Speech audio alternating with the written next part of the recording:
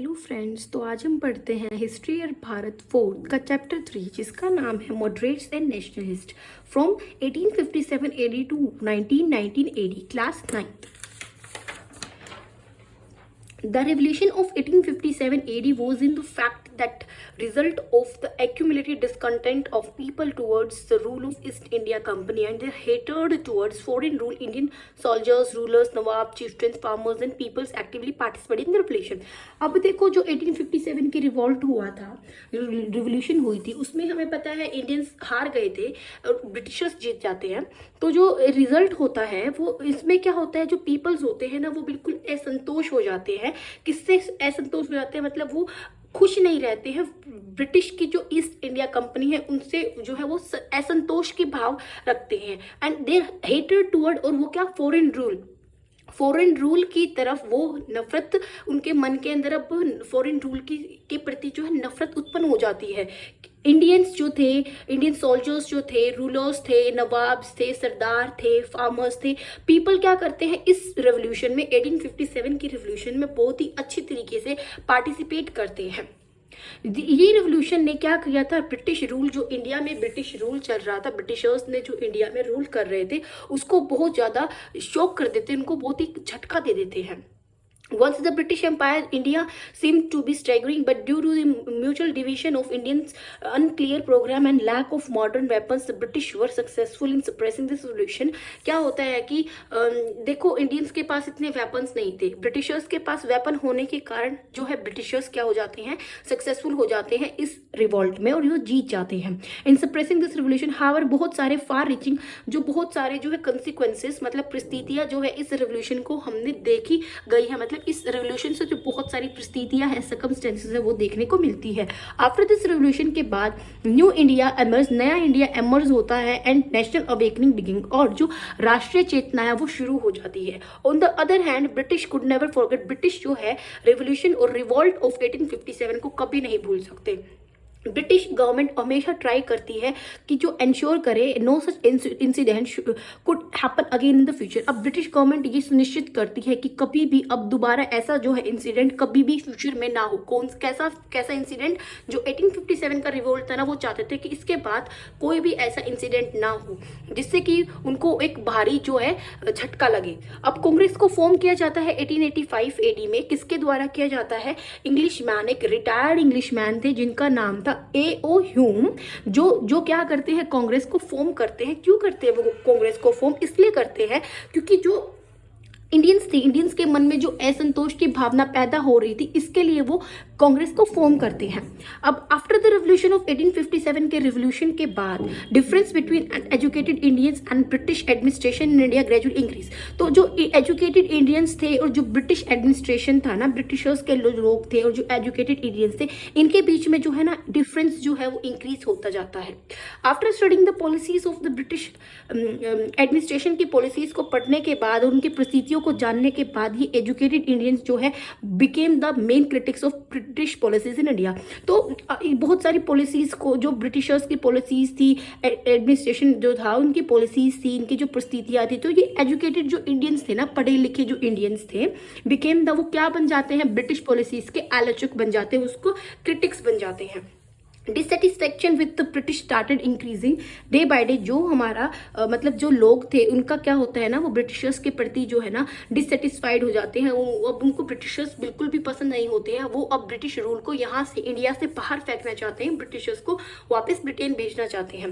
Day by day increasing which started manifesting in the form of political activities, और जिससे क्या हुआ, जिससे क्या प्रकट होती है, जो पॉलिटिकल एक्टिविटीज है वो शुरू हो जाती है, उसकी फॉर्म शुरू हो जाती है। अब मॉडरेट्स देखो, मॉडरेट्स का जो मतलब होता है वो होता है नरमपंथी, मतलब नाम से ही पता चल रहा है नरम, मतलब कि ये वो व्यक्ति थे जो ब्रिटिशर्स के साथ बिल्कुल नरम थे, बिल्कुल इनके जो ये ब्रिटिशर्स के अंडर रहकर ही कुछ ज्यादा मतलब चेंजेस चाहते थे, ब्रिटिशर्स के रूल के अंडर ही रहकर। तो मॉडरेट्स मतलब नरमपंथी। आफ्टर रेवोल्यूशन ऑफ 1857 के रेवोल्यूशन के बाद बहुत सारे पॉलिटिकल ऑर्गेनाइजेशन को एस्टैब्लिश किया जाता है ताकि जो इंडियंस है, इंडियन के अंदर जो है राजनीतिक उनको जागृति मिले, ताकि उनको जो है जगाया जा सके। अब ये ऑर्गेनाइजेशन इंक्लूड करती है, जैसे कौन कौन सी ऑर्गेनाइजेशन थी, जैसे इंडियन लीग है, इंडियन एसोसिएशन है और बॉम्बे एसोसिएशन है, पूना सार्वजनिक सभा है, एक्सेट्रा, ये ऑर्गेनाइजेशन प्रिपेयर करती है, prepare the ground for the formation of. और ये जो ऑर्गेनाइजेशन है क्या क्या प्रिपेयर करती है, ये क्या प्रिपेयर करती है, ये ऑल इंडिया ऑर्गेनाइजेशन को फॉर्म करती है, जाकि जो कि क्या करे, पूरी की पूरी इंडिया को वो रिप्रेजेंट करे। इन सच अ सिचुएशन एक ब्रिटिश ऑफिसर, अभी बताया था एओ ह्यूम, जिन्होंने कांग्रेस को फाउंड किया था 1885 एडी में, with the help of Indian leaders की हेल्प से वो क्या करते हैं, कांग्रेस को फॉर्म करते हैं।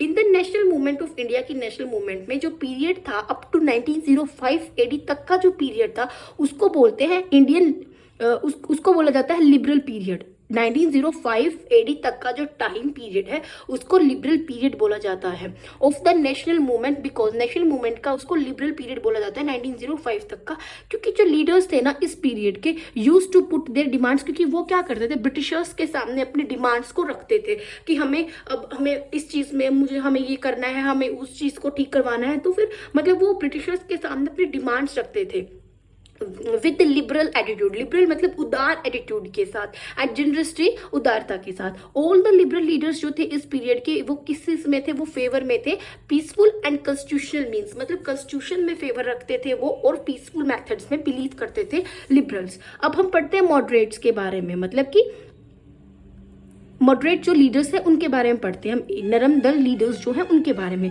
जो मेन मॉडरेट लीडर्स थे वो थे दादा भाई नौरोजी, जिन्होंने क्या फाउंड किया था, प्रोपाउंड किया था ड्रेन ऑफ वेल्थ को, व्योमश चंद्र बनर्जी, बदरुद्दीन तैयबजी, गोपाल कृष्ण गोखले, महादेव गोविंद रनाडे, सुरेंद्र नाथ बनर्जी, फिरोज शाह मेहता, रोमेश चंद्र दत्त, सुब्रमण्यम अय्यर एंड शिशिर कुमार घोष, ये सारे के सारे लीडर्स थे were in favour of maintaining relations.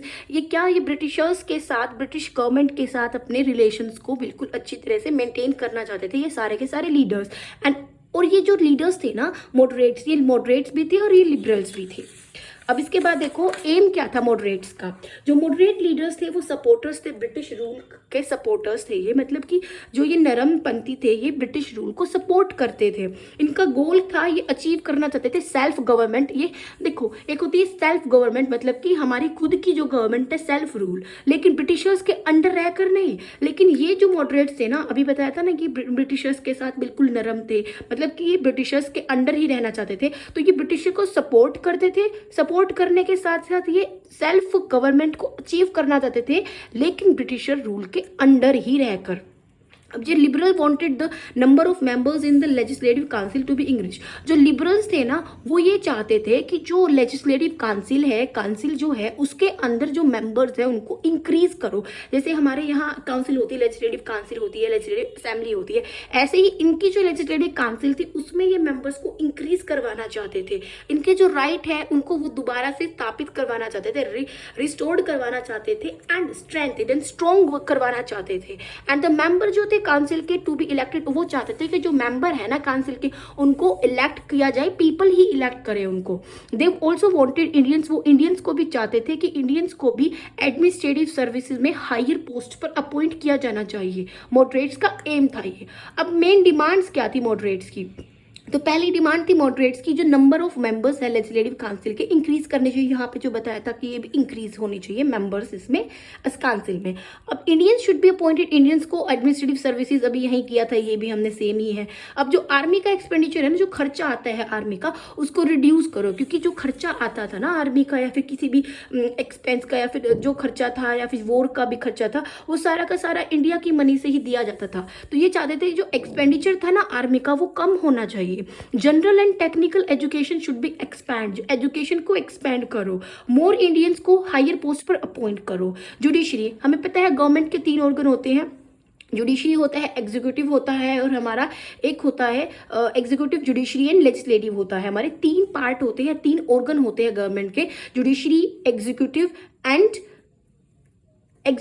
Judiciary and legislature. ये हमारे 3 पार्ट होते हैं, 3 ऑर्गन होते हैं गवर्नमेंट के। तो ये चाहते थे जुडिशरी है उसको एग्जीक्यूटिव से अलग रखो, सेपरेट रखो। जो बर्डन था टैक्स का फार्मर्स के ऊपर उनको रिड्यूस करो, और इंश्योर करो जो सिविल राइट्स है उनको प्रोटेक्ट करो। सुनिश्चित करो कि जो राइट्स है हमारे उनको प्रोटेक्ट किया जाए, और टैक्स जो है सॉल्ट पर उसको रिड्यूस किया जाना चाहिए, और रेस्ट्रिक्शंस जो प्रेस थी ना, प्रेस एक्ट या प्रेस थी जो हमारी उसके ऊपर जो रिस्ट्रिक्शंस को इम्पोज किया गया है ना उसको रिड्यूस करो। अब आइडियोलॉजी देखो और मॉडरेट्स की जो है विचारधारा क्या थी। मॉडरेट लीडर्स जो थे वो बहुत अच्छी तरीके से क्या थे, वो ना ब्रिटिशर्स से, ब्रिटिश की आइडियोलॉजी से, लिटरेचर से, सिविलाइजेशन से प्रभावित थे। They were admirers of the political institutions of England में जो पॉलिटिकल इंस्टीट्यूशंस था उसके प्रशंसक थे कौन, मॉडरेट्स। अब ये बिलीव करते थे कि जो judicial system of the British में ही बिलीव करते थे, वहाँ का जो जुडिशियल सिस्टम है उसमें बिलीव करते थे। They were also of the opinion that Indians had benefited, इनका ये ओपिनियन था कि जो इंडियन है वो ब्रिटिश रूल के अंडर रहकर भी बहुत बेनिफिट मिला है इंडियंस को भी। ये बिलीव करते थे कि जो British develop the means of, क्योंकि ब्रिटिशर्स ने इंडिया के अंदर ट्रांसपोर्ट एंड कम्युनिकेशन को डेवलप किया है। कैसे किया, उन्होंने अपने बेनिफिट के लिए किया था, लेकिन कोई ना यहाँ पर भी हेल्प हो जाती है, लोगों को हेल्प मिली कि ट्रांसपोर्ट एंड कम्युनिकेशन डेवलप हुआ है। उन्होंने अपने ट्रेड के लिए उन्होंने क्या किया था, इंडिया के अंदर ट्रांसपोर्ट एंड कम्युनिकेशन को डेवलप किया था। तो implemented a modern education system को उन्होंने इम्प्लीमेंट किया एंड इंट्रोड्यूस, और उन्होंने क्या किया, बहुत सारी जो है लॉज को भी इंडिया में इम्प्लीमेंट करवाया, फ्रेम किया। अब मॉडरेट लीडर्स वो फेवर में थे मेंटेनिंग रिलेशंस विद ब्रिटिश के साथ, और ब्रिटिश गवर्नमेंट के साथ रिलेशंस को मेंटेन करना चाहते थे, सो दैट ताकि जो इंडियंस है कुड रिमेन डिवोटेड टू, ताकि जो इंडियंस है वो ना ब्रिटिशर्स की तरफ ही समर्पित रहे एंड रिसीव करे प्रैक्टिकल एजुकेशन, और उन्हीं से ही एजुकेशन ये प्राप्त करे। About liberal political institutions and ideologies के लिए। अब देखो ई है मेथोडोलॉजी ऑफ मॉडरेट्स की जो कार्य प्रणाली, कार्य करने की प्रणाली कैसी थी। मॉडरेट लीडर्स बिलीव करते थे constitutional and peaceful means to get their demands fulfil. जो मॉडरेट्स होते थे ना वो अपनी डिमांड्स को फुलफिल करने के लिए किस चीज में बिलीव करते थे, पीसफुल मेथड्स में और कॉन्स्टिट्यूशन में, मतलब लॉज में बिलीव करते थे। अब they use to campaign through newspaper speeches, वो क्या करते थे, वो अभियान शुरू करते थे, कैसे, किस चीज़ के माध्यम से, न्यूज़पेपर की हेल्प से, स्पीचेस की हेल्प से स्पीचेस दिया करते थे। कांग्रेस की एनुअल सेशंस में वो न्यूज़पेपर एंड स्पीचेस, इन सभी चीज़ों से अभियान शुरू करते थे। ये जो है it was this western way of education that these educated Indians had learn from British, और इन्होंने क्या, बहुत जो एजुकेटेड इंडियंस हैं इन्होंने ब्रिटिशर्स से बहुत सारी चीज़ों को सीखा है। Moderate use to submit applications, moderates क्या करते थे, बहुत सारी एप्लीकेशंस को सबमिट करते थे, प्रपोजल्स प्रपोज करते थे गवर्नमेंट की तरफ फ्रॉम टू टाइम, मतलब गवर्नमेंट को टाइम टू टाइम वो उनको बताते थे कि क्या कुछ समस्याएं चल रही है, या फिर क्या कुछ हमारी जो सोसाइटी है उसमें क्या कुछ कहाँ पर सुधार करना चाहिए। तो ये क्या करते थे, applications and proposal to the government को फ्रॉम टू टाइम दिया करते थे, सबमिट करते थे। Their means of propaganda were the newspaper, उनके न्यूज़ वगैरह को लोगों तक पहुँचाने के जो प्रचार करने की मेथड्स वो क्या थे, न्यूज़पेपर था। ऐसे बहुत सारे जो मॉडरेट लीडर्स थे वो खुद देमसेल्फ एडिटर थे बहुत सारे न्यूज़पेपर्स के, जो पब्लिश होते थे इंग्लिश लैंग्वेज में और उनकी इंडियन लैंग्वेज में जो न्यूज़पेपर पब्लिश होते ना, बहुत सारे जो मॉडरेट्स थे वो एडिटर भी थे बहुत सारे न्यूज़पेपर्स के। अब in the annual session of Congress के एनुअल सेशन में the moderate leaders debate the policies of government की जो पॉलिसीज है उनके ऊपर डिबेट्स होती है कांग्रेस के सेशन में, एंड कन्वेड, और वो अपनी डिमांड को ब्रिटिश गवर्नमेंट के आगे रखते हैं थ्रो अनएनिमसली पास्ड रिजोल्यूशंस, और रिजोल्यूशन को पास करके, मतलब कि peoples with the agreement of all people, हर पीपल की सहमति से वो रिजोल्यूशन को पास करते थे। अब to persuade the government of England and the public opinion there is favour of India. अब moderate send many representatives to England from time to time. अब गवर्नमेंट को राजी करने के लिए और पब्लिक के जो ओपिनियन थे their in favour of India के फेवर में आते थे, और जो मॉडरेट्स थे बहुत सारे जो रिप्रेजेंटेटिव्स थे वो क्या करते थे, वो इंग्लैंड में भेजते थे इंडियंस को। मॉडरेट्स बहुत सारे रिप्रेजेंटेटिव्स को इंग्लैंड भेजते थे from time to time in order to propagate the real conditions of India in England. अब देखो जो इंडिया के अंदर जो लोगों की जो रियल कंडीशंस है कि क्या कुछ कितना एक्सप्लोटेशन किया जा रहा है, जो फार्मर्स की कंडीशंस, वुमेन की कंडीशन कैसी है, तो इनके बारे में क्या इंग्लैंड में जो है ना वहाँ पर कंडीशंस को प्रचार किया गया। वहाँ जो इंडिया की कंडीशंस है, लोगों की कंडीशंस है, रियल कंडीशंस का प्रचार किया गया इंग्लैंड में। An organisation named British committee of Indian national Congress को फॉर्म किया गया लंदन में 1889 एडी में, और ताकि उसमें जो इंडिया है, इंडिया के जो रियल कंडीशंस है ना, जो लोगों की जो कंडीशंस है उसको दिखाया जा सके, इस वजह से वहाँ पर ऑर्गेनाइजेशन को फॉर्म किया गया। इन 1890 एडी दिस ऑर्गेनाइजेशन ने अपना खुद का एक न्यूज़पेपर भी शुरू किया जिसका नाम रखा इंडिया। अब एफ देखो, कंट्रीब्यूशन और अचीवमेंट्स ऑफ द मॉडरेट्स के कंट्रीब्यूशन क्या है, अचीवमेंट्स क्या है। Although the moderates fail to get their demands को फुलफिल करने में वो क्या हो जाते हैं, फेल हो जाते हैं।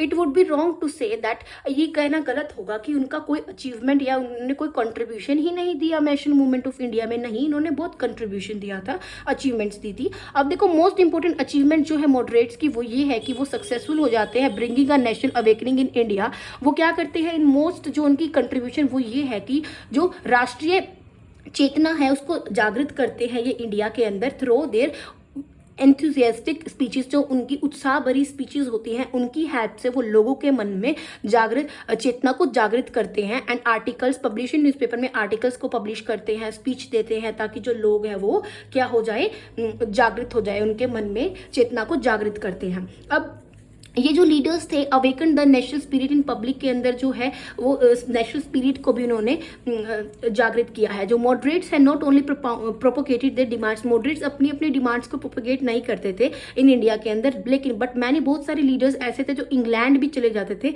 और वहां पर गवर्नमेंट के आगे, पार्लियामेंट के आगे अपनी डिमांड्स को रखते थे। अब as a result of their efforts जो पार्लियामेंट थी इंग्लैंड की पास करती है Indian council act in 1892 AD में। जो पार्लियामेंट है इंग्लैंड की वो पास करती है इंडियन काउंसिल एक्ट को 1892 एडी में, जिसकी according which the number of members of central and provincial legislative council, जिसकी यहाँ पर वहाँ पर जहाँ इंग्लैंड में क्या करते हैं, पार्लियामेंट पास करती है इंडियन काउंसिल एक्ट, जिसमें क्या होगा, central and provincial legislative council में जो मेंबर्स है उनको इंक्रीज किया जाए। इंडियंस को भी बहुत सारे रिप्रेजेंटेशन दिया गया इन काउंसिल्स के अंदर। अकॉर्डिंग टू दिस एक्ट के अकॉर्डिंग जो एक इलेक्शन प्रोसेस था वो स्टार्ट किया गया कंट्री में फर्स्ट टाइम, पहली बार। और in fact the moderates through their propaganda but put the real pictures. और उन्होंने क्या किया, जो ब्रिटिश इंपीरियलिज्म था in front of people. British imperialism मतलब कि जो इंपीरियलिज्म होता है कि एक जो पावरफुल कंट्री और एक एडवांस कंट्री जब एक वीक कंट्री को, एक पुअर कंट्री को अपने कंट्रोल में करती है और उसको एक्सप्लॉइट करती है और उसको एक कॉलोनी बना लेती है, तो हम भी ब्रिटिशर्स की कॉलोनी थे। इसी वजह से इन्होंने क्या किया, मॉडरेट्स ने जो रियल इमेज थी ना पीपल्स ऑफ इंडिया की, उसको रखा, उसको आगे दिखाया है, ब्रिटिश के आगे दिखाया है। मॉडरेट्स ने बहुत made the British government aware. Moderates ने ब्रिटिश गवर्नमेंट को बिल्कुल अवेयर रखा है demands for reforms in the administration. जो एडमिनिस्ट्रेशन में जो चेंजेस होने थे उसके लिए मॉडरेट्स ने ब्रिटिश गवर्नमेंट को बिल्कुल अवेयर रखा है। And through the resolution pass in annual session of the Congress speeches and the presses. और जो रिजोल्यूशंस, जो प्रस्ताव इन्होंने दिए हैं, जो पास किए जाने थे कांग्रेस एनुअल सेशंस और स्पीचेस एंड द प्रेस को, किसकी हेल्प से, देखो जो मॉडरेट्स थे वो ब्रिटिश गवर्नमेंट को बिल्कुल अवेयर रखते थे, उनको बिल्कुल हर चीज़ के बारे में पता चल जाता था, बताते थे कि जो डिमांड्स है चेंजेस करवाने के लिए एडमिनिस्ट्रेशन में, किसकी थ्रू, जो वो प्रस्ताव को पास करते हैं एनुअल सेशन में, कांग्रेस के सेशन में, स्पीचेस एंड प्रेस में। अब दे वर कॉन्फिडेंट, वो बिल्कुल कॉन्फिडेंट होते थे कि दैट द ब्रिटिश गवर्नमेंट जो है would definitely fulfil there just demand, की जो ब्रिटिश है ना हमारी डिमांड को वो जल्दी ही क्या कर देगी, फुलफिल कर देगी। Organisation of public opinion about these demands and bringing awareness among the people was also including their programme. अब जो ऑर्गेनाइजेशन थी पब्लिक ओपिनियन की, जो ऑर्गेनाइजेशन थी और जो पब्लिक के डिमांड थे उन एंड ब्रिंगिंग अवेयरनेस, और पीपल्स के और जो लोग थे उनके अमंग क्या कर रहे थे, जो है चेतना को उजागर कर रहे थे। पीपल वाज आल्सो इंक्लूड इस प्रोग्राम के अंदर। ऑल दो जो मॉडरेट से सक्सीड हो जाते हैं वो making Indians aware of the exploitive economic nature. अब इंडियन जो मॉडरेट्स होते हैं वो इंडियंस के जो पीपल्स हैं उनको बताते हैं कि जो ब्रिटिशर्स कैसे इंडिया को एक्सप्लॉइट कर रहे थे, उनकी पॉलिसीज के बारे में बताते हैं, जिसकी वजह से due to their loyalty to Britishers, इसी वजह से जो है वो ब्रिटिशर्स को अपनी लॉयल्टी दिखाते हैं। And they fail to became the leaders of general public, इसी वजह से वो क्या हो जाते हैं, पीपल्स के लीडर्स बनने के लिए फेल हो जाते हैं।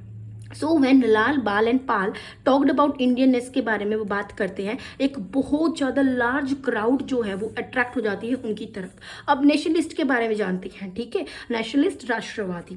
अब देखो जो नेशनल मूवमेंट थी इंडिया में वो टू का न्यू फॉर्म लेती है 1905 एडी के बाद। मॉडरेट लीडर्स जो है लेड करते हैं नेशनल मूवमेंट को for a long time. And after 1905 के बाद जो इंपॉर्टेंस थी इन लीडर्स की in the political field got a setback and that nationalist rose और नेशनलिस्ट जो है उजागर होती है। तो देखो पहले हम पढ़ते हैं नेशनलिस्ट लीडर्स कौन थे। जो मेन लीडर्स थे नेशनलिस्ट इन दिस पीरियड में वो थे बाल गंगाधर तिलक थे, अरविंद घोष थे, बिपिन चंद्र पाल थे, लाला लाजपत राय थे। Apart from these other leaders थे Rajnarayan Bose, Ashwini Kumar, Dutt of Bengal, Vishnu Shastri, Chiplunkar of Maharashtra. And these leaders थे जो बहुत ज़्यादा इंस्पिरेशन लेते हैं। किन से इंस्पिरेशन लेते हैं? हमारी जो इंडिया का जो एंशियंट रिलीजन था और कल्चर, उस चीज़ों से ये बहुत इंस्पिरेशन लेते हैं नेशनलिस्ट लीडर्स। दे वर स्ट्रांगली अपोज करते हैं पॉलिसीज को, ब्रिटिश गवर्नमेंट की सारी पॉलिसीज को ये अपोज करते हैं। जो नेशनलिस्ट होते हैं वो लॉन्च करते हैं विग्रस नेशनल मूवमेंट्स टू, ये जो है ना स्वराज मतलब कि सेल्फ रूल, सेल्फ गवर्नमेंट चाहते हैं ये, और ये बहुत सारे नेशनल मूवमेंट्स को लॉन्च करते हैं। अब हम पढ़ते हैं बाल गंगाधर तिलक, जिसको लोकमान्य तिलक के नाम से भी जाना जाता है। लोकमान्य तिलक रैंड न्यूज़पेपर्स इन्होंने पब्लिश किए थे, जिसका नाम था मराठा, जिसको इंग्लिश लैंग्वेज में किया था। ये रहा इंग्लिश लैंग्वेज में कॉपी ऑफ लोकमान्य तिलक के न्यूज़पेपर मराठा की, और केसरी को मराठी लैंग्वेज में इन्होंने पब्लिश किया था। थ्रू दिस न्यूज़पेपर की वजह से जो इन्होंने क्या किया, फॉरेन रूल को बिल्कुल हार्श वर्ड्स, बिल्कुल ऐसे अजीब इनके लिए जो वर्ड्स यूज किए ना, इनको यूज करके फॉरेन रूल को उन्होंने अपोज किया है बाल गंगाधर तिलक ने। एंड प्रोपोगेटेड, और स्वराज को उन्होंने प्रोपोगेट किया कि सेल्फ रूल, हमें सेल्फ रूल चाहिए, हमें सेल्फ गवर्नमेंट चाहिए है, ब्रिटिशर्स के अंडर रहकर नहीं। लेकिन जो मॉडरेट्स थे वो ब्रिटिशर्स के अंडर रहकर चाहते थे सेल्फ रूल स्वराज, लेकिन जो नेशनलिस्ट होते हैं वो ब्रिटिशर्स के अंडर रहकर नहीं चाहते, उनको भगाकर यहाँ से सेल्फ रूल चाहिए उनको। अब 1893 एडी में ये स्टार्ट करते हैं मेकिंग गणपति उत्सव को शुरू करते हैं, एक मीडियम टू, ताकि ये जो है नेशनलिस्ट आइडियाज़ जो है, जो राष्ट्रवादी जो आइडियाज़ है उनको पीपल तक पहुंचा सके, इस वजह से ये गणपति उत्सव को शुरू करते हैं। और फिर 1895 एडी में ये स्टार्ट करते हैं शिवाजी समारोह को, सो दैट यंग मैन, ताकि जो यंग मैन है वो इंस्पिरेशन ले सके ग्रेट अचीवमेंट्स ऑफ शिवाजी की, ग्रेट जो बड़ी बड़ी अचीवमेंट्स थी शिवाजी की, उनसे क्या कर सके, ये इंस्पिरेशन ले सके young man, and became ardent supporters और नेशनलिज्म के सपोर्टर्स बन सके। ड्यूरिंग द फेमाइन, जो अकाल पड़ा था 1896 में और 1897 एडी में, तिलक लैड करते हैं मूवमेंट को of non payment of land tax की मूवमेंट को ये शुरू करते हैं, जब अकाल पड़ा था, और बाय फार्मर्स ऑफ महाराष्ट्र के फार्मर्स के द्वारा। और ये प्रोक्लेम करते हैं स्वराज इन सैड, बोलते हैं कि Swaraj is my birth right and I shall have it, मतलब कि स्वराज जो है वो मेरा जन्म सिद्ध अधिकार है और मैं इसे पाकर रहूंगा। अब लाला लाजपत राय के बारे में पढ़ते हैं। लाला लाजपत राय जो है वो ऑल्सो ग्रेट नेशनलिस्ट लीडर है, वो जिसको टाइटल दिया गया है शेर पंजाब का और पंजाब केसरी का। ही पब्लिश, इन्होंने उर्दू लैंग्वेज में उर्दू डेली को कॉल्ड वंदे मातरम को पब्लिश किया था, एंड एक English weekly called the people. तो जो न्यूज़पेपर थे इनको पब्लिश किया इन्होंने। थ्रू दिस न्यूज़पेपर से एंड अदर आर्टिकल्स ही इंस्पायर्ड पीपल्स को इंस्पायर करते हैं, ताकि ये अपनी लाइफ को सेक्रीफाइस करे हमारे मदरलैंड मतलब इंडिया को बचाने के लिए। अगर इंडिया को डिफेंस करने के लिए अगर हम अपनी लाइफ को भी सेक्रीफाइस कर दे तो इसमें कोई बात नहीं है, इसकी कोई बड़ी बात नहीं है। तो वो इंस्पायर करते हैं पीपल्स को कि अपनी लाइफ को सेक्रीफाइस करो अपनी कंट्री को बचाने के लिए। Till his death in 1928 AD में ही कंटिन्यू टू पार्टिसिपेट, ये पार्टिसिपेट करते हैं नेशनल मूवमेंट्स ऑफ इंडिया में। Meanwhile he also had to, वो जेल में भी गए हैं। अब देखो ही प्लेड इंपॉर्टेंट रोल को भी प्ले करते हैं होम रूल मूवमेंट में एंड फार्मर्स मूवमेंट में भी। अब पढ़ते हैं बिपिन चंद्र पाल के बारे में। बिपिन चंद्र पाल जो है इसको consider one of the great leader बोला गया है नेशनल मूवमेंट का। इन्होंने पब्लिश किए हैं सेवरल न्यूज़पेपर्स बंगाली लैंग्वेज में और इंग्लिश लैंग्वेज में। बिपिन चंद्र पाल क्या करते हैं, निंदा करते हैं programme and methods of liberals के जो मेथड्स थे न्यूज़पेपर की हेल्प से, वो उनकी निंदा करते हैं। न्यू इंडिया जो न्यूज़पेपर है उसकी हेल्प से उनके प्रोग्राम्स उनके मेथड्स की निंदा करते हैं एंड लेड करते हैं फॉरेन रूल के अगेंस्ट जो है मूवमेंट को लेड करते हैं। अब अरविंद घोष जो है वो एक सेंस ऑफ पैट्रियटिज्म में देशभक्त है और उनके अंदर जो है सेल्फ आत्म जो कॉन्फिडेंस है उसकी भावना जो है उजागर होती है among the people through his writings and speeches. वो क्या करते हैं, जो ये स्पीचेस लिखते हैं, जो ये स्पीचेस बोलते हैं, जो ये लिखते हैं, उनसे ये लोगों के मन में पैट्रियटिज्म और सेल्फ कॉन्फिडेंस की जो फीलिंग है उसको उजागर करते हैं एंड इंस्पायर करते हैं उनको पार्टिसिपेट करने के लिए national movement against British rule के अगेंस्ट जो है नेशनल मूवमेंट में पार्टिसिपेट करना चाहिए। बिपिन चंद्र पाल है ये। अब देखो गोल जो है नेशनलिस्ट का क्या गोल था, हमने पहले मॉडरेट्स के बारे में पढ़ा है कि उनकी गोल क्या है, आइडियोलॉजी क्या है, मेथोडोलॉजी क्या है। अब हम इनके बारे में पढ़ेंगे नेशनलिस्ट के गोल क्या है। जो गोल था नेशनलिस्ट का वो क्या था, स्वराज को अटेन करना था, विच दे कंसिडर द जिसको ये कंसीडर करते हैं कि ये हमारा जन्म से ही अधिकार है स्वराज, तो इसके लिए ये अटेनमेंट चाहते हैं ये स्वराज का। अब they were in favour of freedom from British rule, British rule से ये फ्रीडम चाहते हैं, हैंडिंग ओवर इंडियन एडमिनिस्ट्रेशन, और ये चाहते हैं कि जो हमारा इंडिया का एडमिनिस्ट्रेशन है वो इंडियंस ही चलाए, ना कि ब्रिटिशर्स चलाए। नेशनलिस्ट अंडरस्टैंड करते हैं दैट विदाउट स्वराज के बिना there could be no industrial, commercial, education progress नहीं हो सकती उस कंट्री में जब तक स्वराज नहीं होगा। And Indians couldn't get there fundamental, और इंडियंस को भी अपना फंडामेंटल राइट्स जो है नहीं मिल सकते। अब सी देखो, स्वराज देखो, स्वराज का मतलब होता है राइट टू सेल्फ गवर्नमेंट, मतलब खुद की ही गवर्नमेंट, खुद का ही रूल। अब सी देखो, आइडियोलॉजियन प्रोग्राम्स, जो नेशनलिस्ट लीडर्स है डिडंट हैव एनी फेथ नहीं थे, जुडिशियल, जो ब्रिटिशर्स का जुडिशियल सिस्टम था इसमें इनका कोई भी फेथ नहीं था नेशनलिस्ट लीडर का, लेकिन मॉडरेट्स का था। अब देखो, जो ये बिलीव करते हैं that as long as there was British rule, जितना इंडिया में ब्रिटिश रूल होगा only British industrialist and businessman would benefit from the policies, तो इन पॉलिसीज से सिर्फ और सिर्फ ब्रिटिशर्स को और उनकी गवर्नमेंट को ही बेनिफिट होगा। During the British rule India's trade, industries, education, public welfare works etcetera could not develop properly, so they hated the British rule. अब ये बोलते हैं कि जो ब्रिटिश रूल है, इंडिया का जो ट्रेड है, इंडस्ट्रीज है, एजुकेशन है, पब्लिक वेलफेयर वर्क्स है, ये कुडंट डेवलप, ये बिल्कुल भी अच्छी तरीके से प्रॉपरली डेवलप नहीं होगा जब तक हम ब्रिटिशर्स के अंडर होंगे। इसी वजह से ब्रिटिश रूल को हेट करते हैं। They had unwavering faith in the power of peoples, के अंदर इनको बिल्कुल अटूट फेथ था इनकी पावर्स में। द बेसिक मंत्र ऑफ दीज लीडर्स का जो बेसिक मंत्र है वो क्या था? स्वराज को अटेन करना बाय ऑर्गेनाइजिंग अ पावरफुल मास, बहुत पावरफुल पीपल्स को अपने मतलब इकट्ठा कर कर, ऑर्गेनाइज कर कर ये ब्रिटिश रूल के अगेंस्ट मूवमेंट को शुरू करना चाहते थे। अब देयरफॉर ये स्ट्रांगली सपोर्ट करते हैं स्वदेशी को सपोर्ट करते हैं, और बॉयकॉट को क्या करते हैं? बॉयकॉट मतलब जो फॉरेन सामान होता है, जो फॉरेन गुड्स होता है उसको बॉयकॉट करते हैं। तो स्वदेशी एंड बॉयकॉट मूवमेंट को ये सपोर्ट करते हैं एंड अगेंस्ट ब्रिटिश रूल के अगेंस्ट, एंड स्ट्रेस करते हैं the need to make it a nation wide mass movement and involve. और ये क्या करते हैं, इस मतलब फोकस करते हैं कि जो मास मूवमेंट है पूरे नेशन में फैलाने की कोशिश करते हैं, और इसमें ये चाहते हैं कि जो हमारी सोसाइटी में जो अलग अलग काइंड की जो सेक्शंस है उनको भी इसमें इन्वॉल्व करें। अब मेथड्स क्या है नेशनलिस्ट के? नेशनलिस्ट लीडर्स जो है वर of view that demand from the British government couldn't be fulfil bye. अब ये नेशनलिस्ट लीडर्स बोलते हैं कि जो डिमांड्स होती है वो ब्रिटिश गवर्नमेंट से फुलफिल नहीं होगी। कैसे नहीं होगी? जो एप्लीकेशंस, प्रपोजल, डेमोस्ट्रेशंस, मीटिंग, स्पीचेस, इन सब का कोई फायदा नहीं है, हमारी डिमांड्स जो है से फुलफिल नहीं होगी, ये काम करने से नहीं होगी। They consider them as a means, और ये सोचते हैं कि ये जो है ना application, proposal, demonstration, meeting, speeches, ये सारी की सारी जो है एक वीकनेस का माध्यम है, और कंसिडर करते हैं them as a political begging, और इसको ये कहते हैं भीख मांगते हैं ना, उसकी तरह कंसिडर करते हैं। लाला लाजपत राय बोलते हैं कि after 20 years of continuous agitation we have got stones instead of bread. तो लाला लाजपत राय कहते हैं इतना 20 साल हमने अभियान चलाने के बाद भी हमें क्या मिला? स्टोन्स की जगह पर ब्रेड मिले।